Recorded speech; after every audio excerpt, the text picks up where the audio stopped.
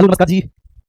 नमस्ते, आदाब, सत श्री अकाल, जय हिंद, जय भीम। कैसे हैं आप सभी? आशा करता हूं कि आप सभी बहुत अच्छे होंगे, बहुत शानदार होंगे, फर्स्ट क्लास होंगे, एकदम जबरदस्त होंगे। और आप सभी लोगों का बहुत बहुत स्वागत है ठीक है हमारे इस सेशन में। आज शायद संभवतः हम उपराष्ट्रपति साहब को शुरू करेंगे पढ़ना है ना, तो इसलिए आप सभी लोगों का बहुत बहुत स्वागत है। सभी लोग आएंगे ठीक है। शिवांश जी हैं, हर महादेव, रीता जी हैं, राधे राधे, अनु यादव जी हैं, भावना शर्मा है, रियाज अली साहब हैं, मोहम्मद लाल हैं, सुधीर राजपूत हैं, निरंकार गौतम जी हैं, शुभम यादव हैं, सुधीर राजपूत ठीक है। सभी का बहुत बहुत स्वागत है। आइए ठीक है, तो लेट्स प्रज्ञान बैच स्टार्ट करते हैं बच्चे। बैच राज व्यवस्था, क्लास का समय है सुबह 10 बजे ठीक है। और आपके टीचर का नाम है ठीक है, जो आपको पढ़ा रहा है उसका नाम है दिग्विजय। चलिए, तो सभी लोगों का बहुत बहुत स्वागत है। नमस्ते जी, नमस्ते ठीक है। एक बार मुझे बताइए कि लास्ट लेक्चर में हमने उपराष्ट्रपति साहब को स्टार्ट कर दिया था। उपराष्ट्रपति हमने प्रारंभ कर दिया था और मैंने आपको बताया था कि भारतीय संविधान के आर्टिकल 63 में बोला है कि भारत का एक उपराष्ट्रपति होगा। भारत का एक उपराष्ट्रपति होगा होगा उपराष्ट्रपति का जो पद है ये हमने अमेरिका के संविधान से लिया है ठीक है। अमेरिका से हमने इस पद को ग्रहण किया है ठीक है जी। ओके, आइए अब हम आगे बात करेंगे, आगे हम डिस्कस करेंगे आर्टिकल 64। आर्टिकल 64 कहता है कि उपराष्ट्रपति राज्यसभा का पदेन सभापति होगा। जो भी उपराष्ट्रपति होगा बेटा, उपराष्ट्रपति राज्यसभा का पदेन सभापति होगा है ना। बोला गया कि जो भी उपराष्ट्रपति है वो कौन है, वो राज्यसभा का पदेन सभापति होगा। नमस्ते, सब लोग आओ और यहाँ पर क्लास में जुड़ जाओ बहुत अच्छी तरह से। तो उपराष्ट्रपति राज्यसभा का पदेन सभापति होगा, राज्यसभा का पदेन सभापति होगा। जो भी उपराष्ट्रपति होंगे, जो भी उपराष्ट्रपति होंगे वे राज्यसभा के पदेन सभापति होंगे, वे राज्यसभा के पदेन सभापति होंगे ठीक है। ऐसा इसमें बोला गया है, उपराष्ट्रपति राज्यसभा का पदेन सभापति होगा ठीक है। क्लियर? अच्छा, अब यहाँ पर आप समझा, उपराष्ट्रपति राज्यसभा के पदेन सभापति है, इसका मतलब है कि उपराष्ट्रपति राज्यसभा के सदस्य नहीं है ठीक है। तो सबसे पहले आपको ये समझना है बेटा कि उपराष्ट्रपति राज्यसभा का सदस्य नहीं है, उपराष्ट्रपति राज्यसभा का सदस्य नहीं है, सदस्य नहीं है। अब चूंकि उपराष्ट्रपति राज्यसभा का सदस्य नहीं है, इस कारण से मत देने का अधिकार भी नहीं है बच्चे, इस कारण से उसे मत देने का अधिकार भी नहीं है ठीक है। परंतु मत बराबर होने की स्थिति में बेटा वह निर्णायक वोट दे सकता है। मत बराबर होने की स्थिति में वह निर्णायक वोट दे सकता है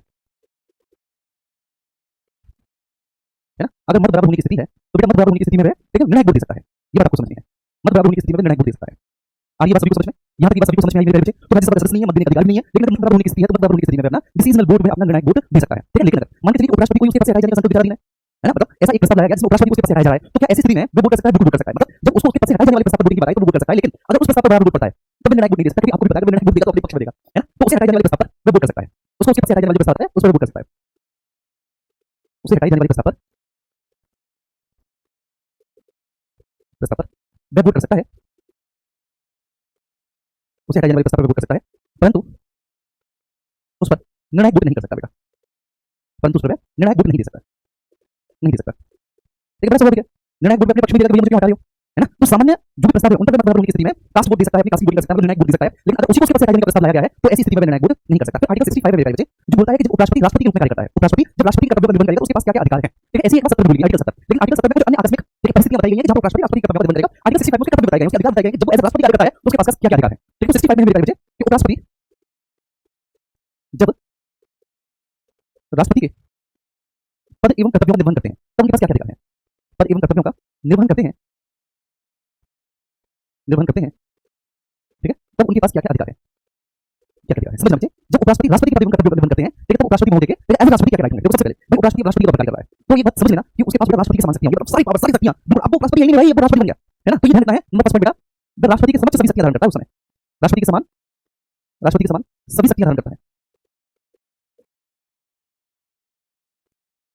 आगे बात समझ में ठीक है, वो सारी की सारी शक्तियां बिल्कुल राष्ट्रपति के समान धारण करता है। लेकिन उस स्थिति में उपराष्ट्रपति नहीं रहा, राष्ट्रपति बन गया। अब समझ सी बात, अब राष्ट्रपति बन गया तो क्या राज्यसभा की अध्यक्षता करेगा? नहीं बच्चे, वह राज्यसभा की अध्यक्षता भी नहीं करता इस स्थिति में, इस स्थिति में वह राज्यसभा का सभापति नहीं रहता।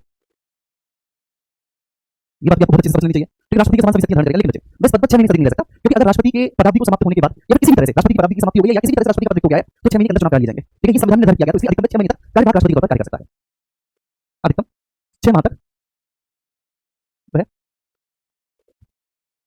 कार्यभार राष्ट्रपति के तौर पर कार्य कर सकता है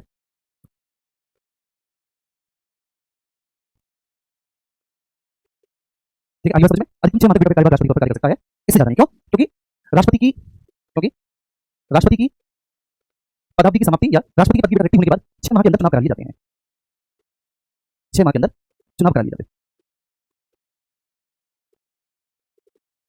चुनाव करा लिए जाते हैं ठीक है। क्या मेरी बात सभी को समझ में आ रही है? मेरी पहले क्लियर है? तो मैंने आपको बता दिया कि उपराष्ट्रपति राष्ट्रपति के पद का निर्वहन कर दिया, तब वो उपराष्ट्रपति नहीं है मेरे बच्चे, लेकिन ये बात निकाल देना, उस समय वो राष्ट्रपति बन गया। अब जब राष्ट्रपति उपराष्ट्रपति नहीं है, उपराष्ट्रपति नहीं है तो राज्यसभा की बैठकों की अध्यक्षता नहीं करेगा, राज्यसभा की बात है ठीक है। राज्यसभा की बैठकों की अध्यक्षता नहीं करेगा, जो शक्तियां राष्ट्रपति धारण करता है, सारी शक्तियां राष्ट्रपति के समान धारण करेगा, उसको राष्ट्रपति के समान वेतन और भत्ता मिलेगा ठीक है। जब तक राष्ट्रपति कार्य करता है तो राष्ट्रपति के समान वेतन भत्ता मिलता है, भाई ये बात लिखनी पड़ेगी और यहीं पर लिखनी पड़ेगी इसी पेज में ठीक है। फिफ्थ पॉइंट राष्ट्रपति के समान वेतन भत्ता धारण करता है, राष्ट्रपति के समान ही वेतन भत्ता धारण करता है अभी बस तो जो राष्ट्रपति को वेतन मिलता है मेरे जितना वेतन राष्ट्रपति मिलता है तो राष्ट्रपति के समान ही वेतन और प्रदान करता है, लेकिन अधिकतम 6 महीने तक राष्ट्रपति बन सकता है, 6 महीने से ज्यादा नहीं मिलेगा। जब सिंपल सी बात है, आर्टिकल 65। अब आर्टिकल 66 है, बड़ा सिंपल है। आर्टिकल 66 में है उपराष्ट्रपति का चुनाव। उपराष्ट्रपति का चुनाव आर्टिकल 66 में क्या है? उपराष्ट्रपति का चुनाव। अब आपको एक बात समझनी है कि उपराष्ट्रपति का चुनाव भी निर्वाचन मंडली द्वारा होगा और निर्वाचन पद्धति बिल्कुल वैसी होगी जैसी राष्ट्रपति की होती है। क्या होती है निर्वाचन की पद्धति? एकल संक्रमण पद्धति, आनुपातिक प्रतिनिधित्व, अप्रत्यक्ष मतदान और गुप्त रीति। ठीक है, तो उपराष्ट्रपति साहब का निर्वाचन होगा। उपराष्ट्रपति साहब का निर्वाचन एक निर्वाचन मंडली द्वारा होगा। उपराष्ट्रपति साहब का निर्वाचन एक निर्वाचन मंडली द्वारा होगा। ठीक है, उस निर्वाचन मंडल में ये ध्यान रखना है केवल लोकसभा और राज्यसभा के सदस्य होंगे बेटा। उस निर्वाचन मंडल में केवल लोकसभा और राज्यसभा के सदस्य होंगे। हाँ, ये बात सच है। ठीक है, तुम्हारे सभी के सभी बच्चे ये बात सच है कि लोकसभा और राज्यसभा के उसमें दोनों प्रकार के सदस्य होंगे, एक मनोनीत भी होंगे और निर्वाचित भी होंगे। ठीक है, उसमें दोनों ही प्रकार के होंगे, लोकसभा और राज्यसभा के मनोनीत सदस्य भी होंगे, लोकसभा और राज्यसभा के उसमें निर्वाचित सदस्य भी होंगे, दोनों ही प्रकार के सदस्य होंगे। ठीक है, अब इसके बाद बात करेंगे निर्वाचन की पद्धति।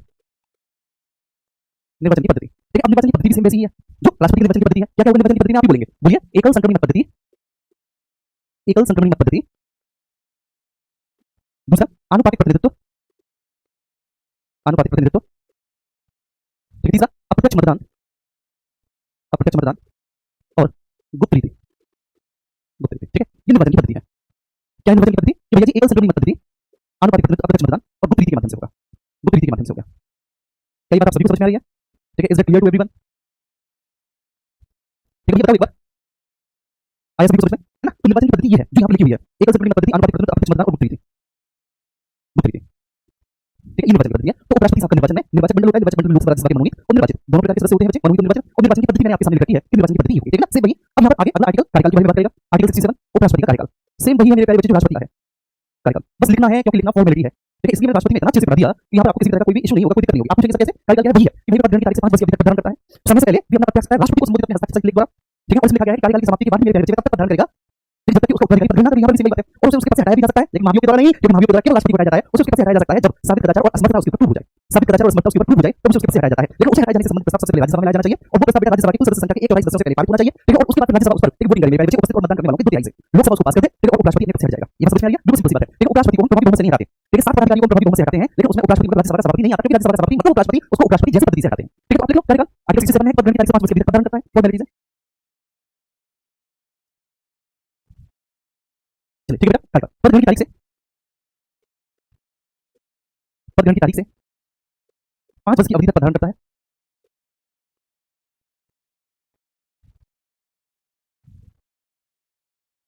पद ग्रहण करता है, मैंने क्या बोला बच्चे? पद ग्रहण की तारीख से और वो 5 वर्ष की अवधि तक अपने पद बना रहेगा।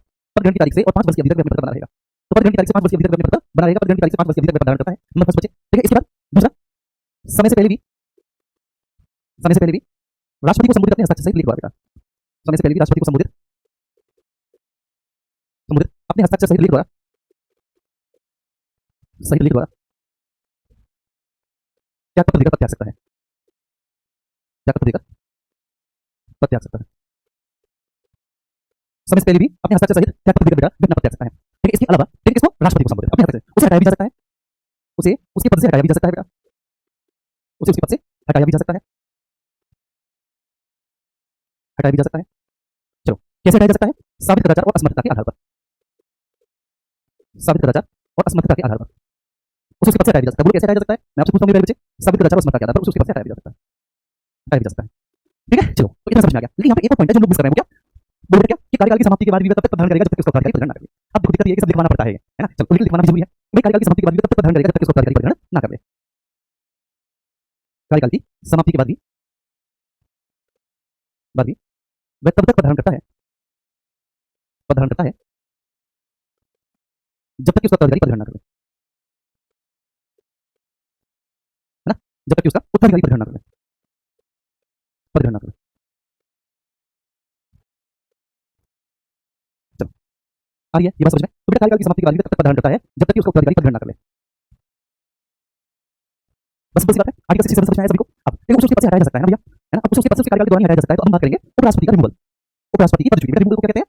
पदच्युति, पदच्युति। ठीक है, हिंदी में जब कभी भी शब्द आए ना पदच्युति तो आप समझ लेना कि इसका मतलब उसे उसके पद से मतलब किसी भी सरकारी अधिकारी को उसके पद से हटाने के बारे में बात कर रहा है। तो ऐसे टेक्निकल टर्म जो है हिंदी में हम उनको भी डिस्कस करते हुए चलेंगे। तो राष्ट्रपति की पदच्युति, तो सबसे पहले बेटा आधार क्या है? उसे उसके पद से हटाने का, उसे उसके पद से हटाने का आधार क्या है? मैं आपसे पूछता हूँ बताओ जरा। तो आप कहेंगे सर आधार है साबित कदाचार, साबित कदाचार और असमर्थता, साबित कदाचार और असमर्थता के आधार पर उसे उसके पद से हटाया जा सकता है। तो ये हो गया आधार। ठीक है, उपराष्ट्रपति की पदच्युति का उपराष्ट्रपति को उसके पद से हटाने का आधार हो गया साबित कदाचार और असमर्थता। लेकिन एक बात ध्यान रखना कि उसे उसके पद से हटाए जाने की सूचना 14 दिन पहले देनी होगी बेटा। उसे उसके पद से हटाए जाने की सूचना 40 डेज बिफोर, 14 दिन पहले देनी होगी। ठीक है, और ये प्रस्ताव सबसे पहले राज्यसभा में ही लाया जा सकता है, प्रस्ताव राज्यसभा में ही लाया जा सकता है मेरे प्यारे बच्चे, ये ध्यान रखना। ठीक है ना। अच्छा, अब ये प्रस्ताव बेटा राज्यसभा में लाया गया, सबसे पहले तो क्या राज्यसभा में लाते ही हम इसको लागू कर देंगे नहीं, ठीक है। इस प्रस्ताव को पास करने के लिए पहले प्रस्ताव पास होगा और पास करने के लिए बच्चे राज्यसभा के टोटल के 1/4 का सिग्नेचर जरूरी है। प्रस्ताव को पास करने के लिए 1/4 का सिग्नेचर जरूरी है राज्यसभा के, ठीक है बच्चे 1/4 का सिग्नेचर जरूरी है। ये बात समझ में आई है, टोटल के 1/4 का सिग्नेचर जरूरी है। अब दूसरी बात आपको यहाँ पर ये फोकस करनी है सभी मेरे छोटे बंधुओं को कि राज्यसभा में पास हो गया, उसके बाद पास हो जाने के बाद बच्चे प्रक्रिया स्टार्ट होगी, प्रक्रिया स्टार्ट होगी और प्रक्रिया में राज्यसभा अपने उपस्थित और मतदान करने वाले सदस्यों के 2/3 बहुमत से इसको पास करेगी। राज्यसभा अपने उपस्थित और मतदान करने वाले सदस्यों के 2/3 बहुमत से पास करेगी, बोलो के 2/3 से बहुमत, ठीक है। फिर राज्यसभा के बाद लोकसभा में जाएगा, लोकसभा में, और जैसे ही मेरे बच्चे लोकसभा से पारित हो गया, लोकसभा से पारित हो जाने के बाद तो राष्ट्रपति उसे उसके पद से हटा देगा, राष्ट्रपति द्वारा रिमूव हो जाएगा, राष्ट्रपति उसे उसके पद से हटा देगा। क्या मेरी बात सभी को समझ में आ रही है? ये बात क्लियर है? हाँ या ना? राष्ट्रपति द्वारा रिमूव हो जाएगा। आप आराम से पूरी प्रक्रिया को देख लीजिए।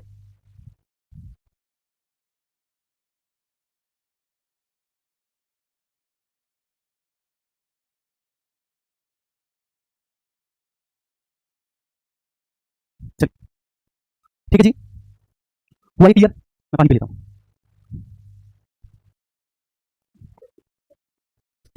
तो उपराष्ट्रपति को इस तरह से उसके पद से कार्यकाल सेम वही, पद ग्रहण की तारीख से 5 वर्ष के भीतर करें, ठीक है। पद ग्रहण की तारीख से 5 वर्ष के भीतर अपने पद बना देगा। हालांकि वह समय से पहले भी अपना पद त्याग सकता है, राष्ट्रपति को संबोधित अपने हस्ताक्षर से लिखते द्वारा हटाया भी जा सकता है, साबित करता है, लेकिन उसे हटाए जाने वाले प्रस्ताव सबसे पहले राज्यसभा में लाया जा सकता है। इसकी सूचना 14 दिन पहले देनी होगी राज्यसभा के उपस्थित मतदान करने वाले सदस्यों के 2/3 बहुमत से, फिर लोकसभा से पारित और उसके बाद राष्ट्रपति उसके पद से हटा देंगे। क्लियर है? बिल्कुल सीधी बात है। हाँ, लेकिन एक बात है कि मान के चलिए उसके कार्यकाल की समाप्ति हो गई, तो कार्यकाल की समाप्ति के बाद भी वह तब तक पद धारण करेगा जब तक कि उसका पद खुद धारण ना करे। बिल्कुल साधारण सी बात है, वह कार्यकाल की समाप्ति के बाद भी तब तक पद धारण करता है जब तक उसका पद धारण ना करे, ठीक है। तो ये बात बोली गई है, उम्मीद करता हूं कि बात क्लियर हो गई होगी, यहाँ किसी को किसी तरह का कोई इशू नहीं हुआ होगा, ठीक है। चलिए, तो आर्टिकल 67 में उपराष्ट्रपति का कार्यकाल था, 67 हमने समझ लिया। अब आर्टिकल 68 पर आते हैं, ठीक है। कार्यकाल बहुत अच्छे से समझ लिया। अब आर्टिकल 68 पर आते हैं। आर्टिकल 68 बोलता है कि जैसे उपराष्ट्रपति का सेम नहीं, लेकिन जो राष्ट्रपति के संदर्भ में बोला था 62 में, जो 62 में बोला वो 68 बोला है। क्या बोला है 68 में कि भाई उपराष्ट्रपति के कार्यकाल की समाप्ति से हुई व्यक्ति को भरने के लिए जो अगले उपराष्ट्रपति का चुनाव है वह उसके कार्यकाल की समाप्ति से पहले ही संपन्न करा लिया जाए, ठीक है। जैसे मैं वहां भी समझता हूं, यहां भी समझाऊं, जैसे मैं उपराष्ट्रपति हूं, मेरा कार्यकाल समाप्त होने में 2-3 महीने बचे हैं, तो ये वेट नहीं किया जाएगा कि पहले मेरा कार्यकाल खत्म हो उसके बाद अगले वाले का चुनाव कराओ, है ना। क्योंकि अगले वाले का चुनाव कराने में भैया 2-3 4-5 महीने लग जाएंगे और इधर मेरा कार्यकाल पूरा हो चुका है, तो इसका मतलब 2-3 4-5 महीने में फालतू इस गद्दी पर बैठना पड़ेगा, जिसका कोई मतलब भी नहीं है। तो ये बोला है कि भैया उपराष्ट्रपति की जो उपराष्ट्रपति की कार्यकाल की समाप्ति से हुई व्यक्ति को भरने के लिए जो चुनाव है वह कार्यकाल की समाप्ति से पहले करा लिया जाए। सिंपल सी बात है। उपराष्ट्रपति की कार्यकाल की समाप्ति से हुई व्यक्ति को भरने के लिए चुनाव कार्यकाल की समाप्ति से पूर्व ही संपन्न करा लिया, पूर्व ही संपन्न करा लिया, ठीक है। समझ उपराष्ट्रपति की कार्यकाल की समाप्ति से हुई व्यक्ति को भरने के लिए जो चुनाव है वह कार्यकाल की समाप्ति से पहले ही संपन्न करा लिए जाए। बिल्कुल साधारण सी सिंपल सी बात बोली गई है आर्टिकल 68 पे, ठीक है। अब 69 है उपराष्ट्रपति की सत्ता एवं प्रतिज्ञा है, किसके समक्ष लेता है? राष्ट्रपति के समक्ष लेता है। 69 में उपराष्ट्रपति की सत्ता एवं प्रतिज्ञा है, उपराष्ट्रपति की शपथ एवं प्रतिज्ञा है बेटा, प्रतिज्ञा। बस इतना आपको समझना है कि शपथ एवं प्रतिज्ञा उपराष्ट्रपति साहब किसके समक्ष लेते हैं बच्चे? राष्ट्रपति के समक्ष लेते हैं, राष्ट्रपति के समक्ष लेते हैं। तो उपराष्ट्रपति की शपथ एवं प्रतिज्ञा। अब इसके बाद आर्टिकल 70 आता है। आर्टिकल 70 कहता है भैया कुछ अन्य आकस्मिकताओं में, ठीक है, राष्ट्रपति के पद एवं कर्तव्यों का निर्वहन, है ना। 70 क्या बोलता है? कुछ अन्य आकस्मिकताओं में, कुछ अन्य आकस्मिकताओं में राष्ट्रपति के पद एवं कर्तव्यों का निर्वहन, राष्ट्रपति के पद एवं कर्तव्यों का निर्वहन,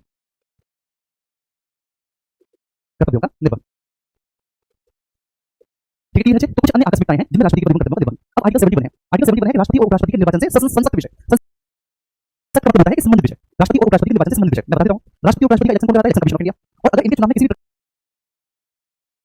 प्रकार की विवाद स्थिति बनती है तो विवाद की स्थिति की जांच कौन करता है? Supreme court. ठीक है, सुप्रीम कोर्ट का जो निर्णय होता है वो बिल्कुल अंतिम होता है, बिल्कुल सिंपल सी बात है। तो 70 में है राष्ट्रपति और उपराष्ट्रपति के निर्वाचन से संबंधित विषय, राष्ट्रपति और उपराष्ट्रपति के निर्वाचन से संबंधित विषय बेटा, से संबंधित विषय, ठीक है, जिसको बोला गया है संसद विषय। तो बस आप इसमें इतना ध्यान रखना मेरे प्यारे बच्चे कि इलेक्शन कौन कराता है, निर्वाचन कौन कराता है, इलेक्शन कौन कराता है? Election commission of India. निर्वाचन कौन कराता है बेटा? Election commission of India, ECI, ठीक है। Election commission of India Bharat निर्वाचन आयोग कराता है, ठीक है, इलेक्शन कराता है। अच्छा, विवाद की स्थिति में जांच कौन करता है? जांच कौन करता है? सुप्रीम कोर्ट करता है बेटा। विवाद की स्थिति में जांच